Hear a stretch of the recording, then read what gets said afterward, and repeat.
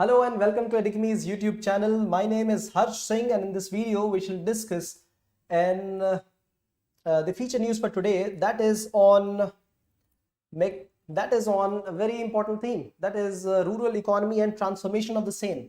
And before we discuss that, let me welcome all the people here who are present. Hello Kim, Amlan, Hima, Preeti, Ashish, all of you and people who are viewing offline. Welcome to all of you as well, and if you have questions, please put them down in the comment section. Now, before we get into the rural economy, let me acknowledge the presence of rural persons in India. The population of almost 65% in the country, contributing to as much as 45% of India's earnings, and the contribution is very similar in terms of the work strength. Around 70% of the workforce of India is located in rural areas. This is where rural economy becomes very, very significant, and its proportion of India's economy also becomes very significant. So, some data around them, around 70% of India is based in rural countryside, contributing around 50% of the country engaged in agriculture, contributing to around 15% of India's GDP. India's total income that is earned around, so out of these 70% people base, the total income earned is almost 50%, almost 45 to 50% of the income earned is in rural areas. Considering this, rural areas must be the areas of growth and focus. Looking at the urban sector, which is empowered and which is thrusted with the help of provision of private facilities, private engagements, FDIs, all of them thrusted in urban areas, private demand. What happens to the rural countryside? That is the reason that the government has started to renew its focus in rural areas. Rural areas also gain prominence with the fact that even by 2050, when we look at many rural areas getting converted to urban areas, around 50% of India's population will still be staying in rural areas. What about the elderly population? We have also looked at how agriculture will slowly have less of workforce, more of productivity, and it will need people to get diversified to different sectors of economy. So their employment, provision of services, facilities, and infrastructure at rural areas. So let's focus on what is the present status in rural areas, what is the future, what is the government planning to do. All right. Good evening, Akhilesh. Welcome. Hope everything is fine in Uttar Pradesh. Okay, let's begin. I was only joking. Please consider this lightly. Okay, so the rural countryside, what the government actually has planned, let's look at those aspects first. Government has planned the participation in rural economies with the help of provision of various services. For example, no kacha houses, providing pakka houses for all the people living in rural areas. This will be aided with the help of a separate kitchen area which will help them to cook food well, right? So that they are not able to ingest the smoke, the indoor smoke pollution. Along with that, provision of toilets, right? So making them aware of what is wash, water, sanitation and hygiene to be given to them. So we are building the human resource capacity in rural areas. Not only this, provision of infrastructure, social infrastructure. For example, roads, community centers, village resource centers, right? Having a building for panchayat, having a building for integrated child development scheme networks, right? Anganwadi centers. So these are social infrastructure we are trying to set up. Provision of water ATMs, so Jal Jeevan Mission, right? So these are the kind of facilities we are trying to give to people in rural areas. Along with that, providing the Rurban, that is Rurban Mission, right? So this provides urban amenities in rural areas. So associating digital penetration, having the provision of service delivery in rural areas, all of them under Rurban Mission. Along with that, so once provided with the physical infrastructure, once provided with social infrastructure, once provided with all the setup, then giving them skills through Antyodaya Yojana, Gramin Kaushal Vikas Yojana, building skills for the poorest of the poor, even if one doesn't know anything, calling them and making them learn how to repair the puncture of the tires, right? Calling them and asking them to participate in food processing industries, asking them to understand some basic skills that could be in demand, and the demand also would be created in the economy by initiating the self-help groups, all of it being done by the government so that the rural economy starts to develop. And even if you're not able to do anything, the times are in distress, and the situation is such that no jobs are available, no opening, then you have a scheme like Manrega, where government gives them daily livelihood wages for people who do not have skills, right? Unskilled or very low skilled jobs through MNREGS. This is how government is trying to help all the people in rural areas. All right, so have a look. Rural housing, sanitation, agriculture, allied activities, sadak, all of these amenities in rural areas. And after that, some ways in which they can provide direct assistance, whether teach them fishing or give them fish to eat. Self-employment schemes, Gramin Kaushal Vikas Yojana, Antyodaya Yojana, or employment and social assistance programs in case the people need. So social assistance, for example, giving the age-old people pension. Social assistance program, for example, giving some relief to the destitute people. Social assistance programs, for example, giving students some scholarship. So this is the way in which dependency increases, right? The sequence I have written is lesser dependency, and then dependency increases, and dependency further increases, which the government would definitely want, and that is why government is also planning many schemes which are going to have a robust rural infrastructure. A simple example of this would be having efficiency in agriculture production. Once efficiency is achieved, automatically number of people engaged in agriculture will reduce. Some examples, very simple examples of increasing efficiency in agriculture is providing drone as a service. Provide drone as a service, we will have availability of fertilizers at right point, right? So if fertilizer use efficiency is there, the export of Indian products in the foreign market will be high, because fertilizer input is also checked. Fertilizer input should not be high. The product will not be exported in the developed countries, non-tariff barriers. Similarly, providing machinery, submission on agriculture mechanization. If you provide them machines to work with, this will further, engage lesser people at work, and this will make the process a lot more efficient, right? Similarly, having village resource center or having Krishi Vigyan Kendra, all of them participate. So village resource center are those places where satellite connectivity is provided directly by ISRO, and people can participate in programs like Krishi Darshan, Tele Darshan, speak with scientists on how to go about agricultural innovations. Krishi Vigyan Kendra indulges in showing the scientific endeavors to people, grassroots people, and then conducting the field trials. So all of them can participate in making agriculture having further efficiency. We know that agriculture production in India is high. That is quite decently high, 300 plus million tons of grains only. Over that, oil seeds, over that, other products, sugarcane. But then, what is the area that we are consuming? We are consuming 43% of India's area for agriculture. This needs to be diverted for forest growth, for urban growth, for even having as fallowed land, that's fine. But then agricultural efficiency needs to be introduced through schemes like this. There are other ways as well, organic cultivation, right? Or zero-based natural farming. All of them are in the queue. Whatever is possible, we will have to use that to achieve agricultural efficiency. This is the first thing that must be looked at, agricultural efficiency. Once agricultural productivity is seen, then one can diversify into those people who contributed to agriculture previously but now are moving out, how they can link with agriculture sector. So agriculture linking with non-agricultural rural economy. When 45 to 50% persons in rural areas of India's population, when this is participating in agriculture, and rural areas have around 70% of population, what are the other 20-25% people doing? These people are participating in non-agricultural rural economy. So transportation, logistics, food processing, MSMEs, consumer-based industries, all of them are based in rural areas as well. Urban rural fringes, all those places. And that's the place where the rural countryside can be having more of employment, right? So diversifying the agriculture to non-agricultural sector as well. Allied, agriculture and allied industries, they could be linked with agriculture. So this is one thing to look at. How can they diversify? They can diversify into food processing industries.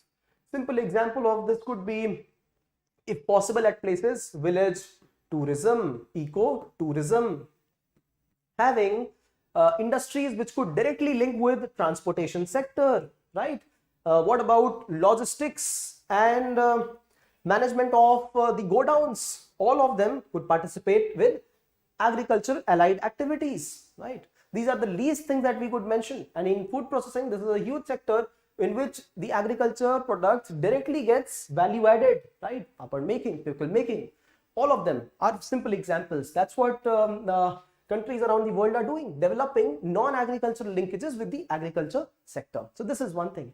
Another thing is linking agriculture with the urban economy. Urban economy, how do you do that? So looking at the urban sprawl, urban growth, and then the agricultural fringes around it, and how the rural area can provide the sources to the urban centers. For example, providing milk as a product, providing various forest-based products for growth of the urban economy. Simple example is providing bamboo, providing neem, providing those kind of vegetative items which are required in daily usages. So fast-moving consumer goods, right?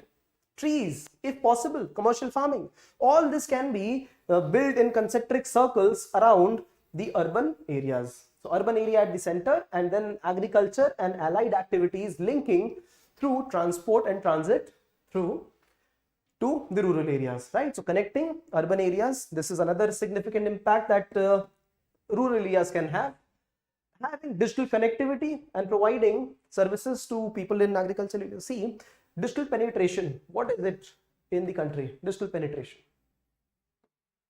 This is question number one. The second question is, what is the smartphone penetration? Smartphone penetration in the country. Both of them are close to 50%, right? So first of all, we do not give digital facilities to our rural areas, and after that, even if we provide that, the smartphone connectivity is less. So providing the urban facilities in rural areas, right, that becomes a key challenge and key project for future growth, right? And that is why government has focused on aspirational districts. The number of 100+ aspirational districts that we have, most of them are rural areas themselves. Focusing on those districts first will lead to better results. So focusing on the lower 20% of the districts, this is where Prime Minister has urged the private participants to start investing money in rural economy for the growth of the nation. All right, so digital, and see, simple example is masks. Why cannot masks be built in the rural areas? They can definitely be built in rural areas. The areas of focus could be research and development, right? So India focusing less on research development, seed development, providing integrated water management to places, fertilizer management, the better productivity of the soils, research and development. And we know the proportion in which India spends right now, it is less.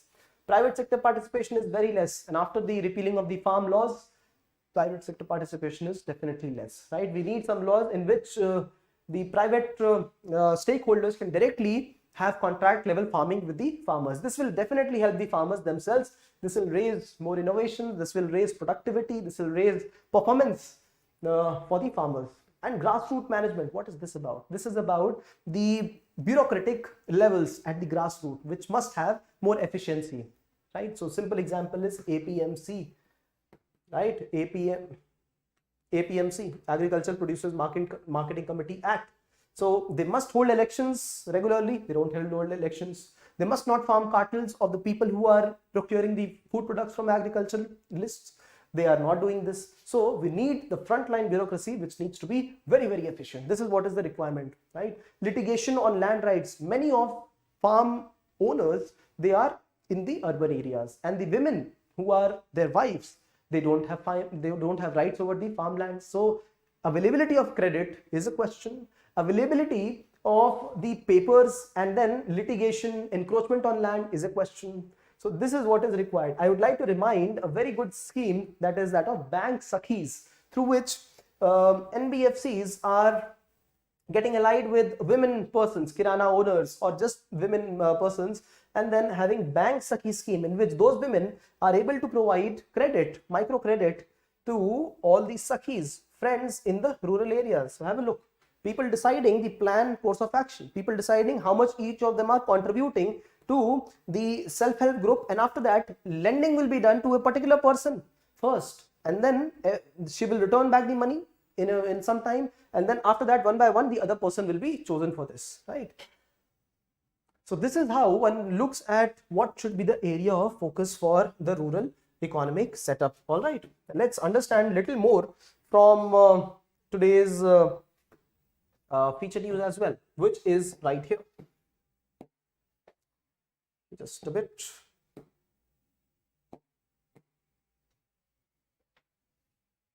Yes.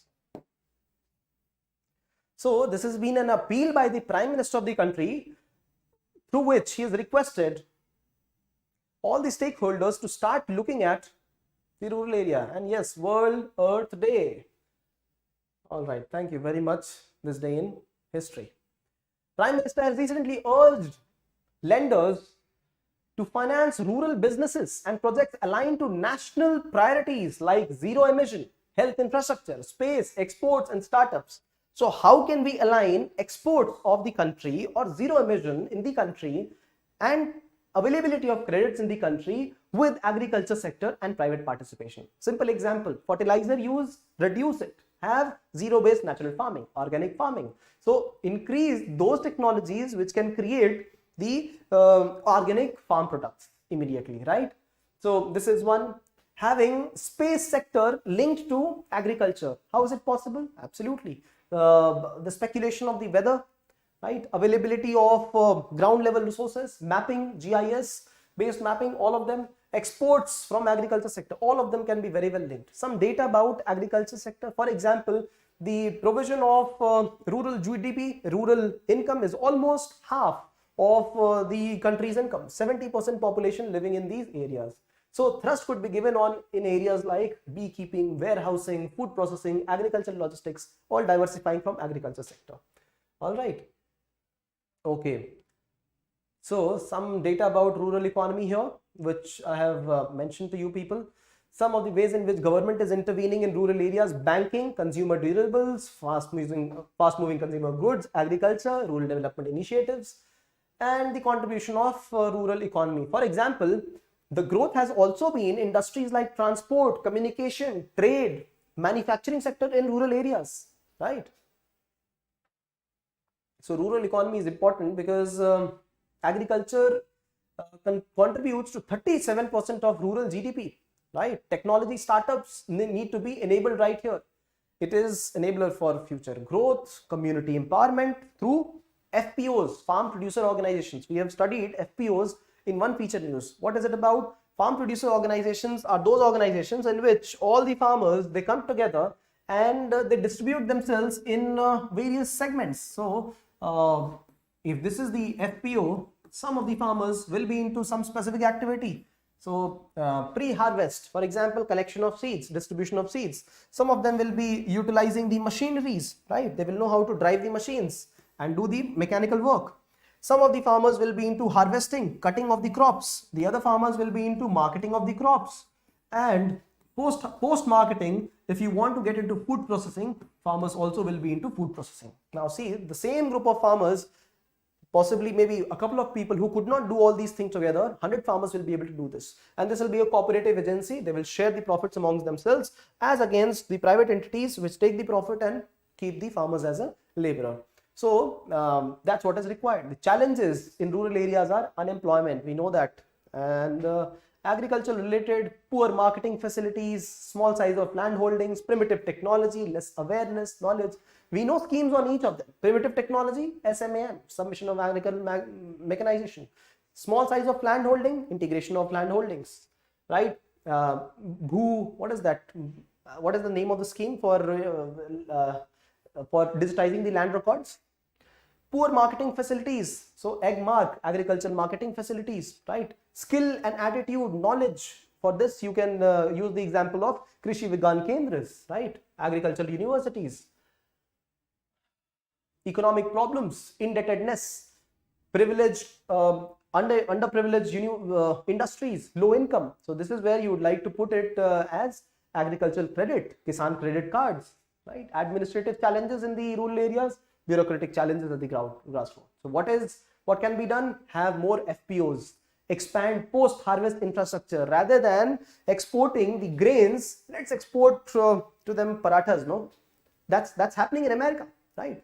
The market there, if America is producing wheat, they also create parathas out of it, and they sell frozen parathas in the market. If you I don't know, I've eaten those frozen parathas, I've eaten frozen samosas.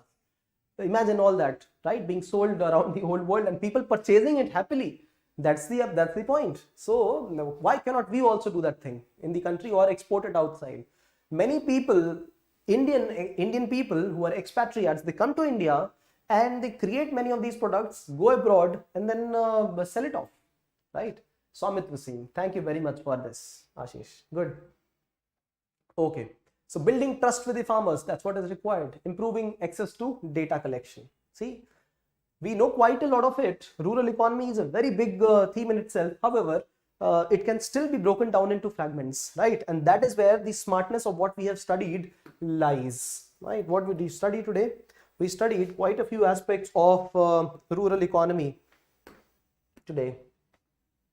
So rural economy at the center, some important data about rural economy, right? So its projections in the future, how it is presently contributing to GDP of the nation, agricultural contribution to GDP, non-agricultural contribution to GDP, and what about the other sectors which are in rural economy, not a part of agriculture, allied sector, right? So this is one. The second is how government is right now participating, helping the rural economy, right? So providing employment, physical assets, social infrastructure, all of them being provided to people. Along with that, specific to agriculture sector, what can be done? So how can agriculture productivity be raised? Start looking at the whole supply chain of agriculture industry, right? So right from the input or preceding to having the product on the field, harvesting, marketing, cutting, sales, all of it. Each of them have an intervention which the government has provided. It has provided. Mechanization is one, having marketing facilities is another one, providing ways in which procurement can happen from the village areas, right? That is also one. So each of them, if you have a complete, supply chain, you can look at what the government is doing. So sowing can also be Samit Wasim that you have mentioned right now. So land records. What about the help of space sector, help of machines, help of digital services? Start diversifying, help of scientists, and then you will find the answer for raising agriculture productivity. Once you know that, look at the other sectors, for example, allied sectors associated with agriculture, or other sectors, for example, construction sector in rural areas, urban fringes, and how rural areas can provide services and products to urban areas. So urban-rural linkage and non-agricultural agricultural linkage, providing efficiency in agriculture, providing credit, farm producer organizations. These form the important facets of agriculture growth, providing people with easier litigation in case of land issues, and some examples, case studies of these. And that's how we understand what agriculture is about. Some challenges associated, some advantages for the future that we have seen. That's what we studied today, right? Now, if you like this initiative, share some love through likes, comments, and shares. And if you have questions, doubt, please put them down in the comment section. We will ensure to get back. We will see you on Monday evening. But then I will definitely provide some videos for tomorrow as well, right? So some editorials or some thematic videos for tomorrow. So with this, I come to the conclusion of this discussion. Questions, comments, please put them down. That will be great participation from all of you. Thank you for participating. See you all tomorrow. Yes, mixed farming is one way. Yes, mixed farming, organic farming, integrated farming, right? So thank you everybody for participating. I will see you all next time. Thank you everybody. Hima, Amlan, Ashish, thank you and good night. Kriti, good night. Amlan, good night. Everybody viewing offline, good night to you.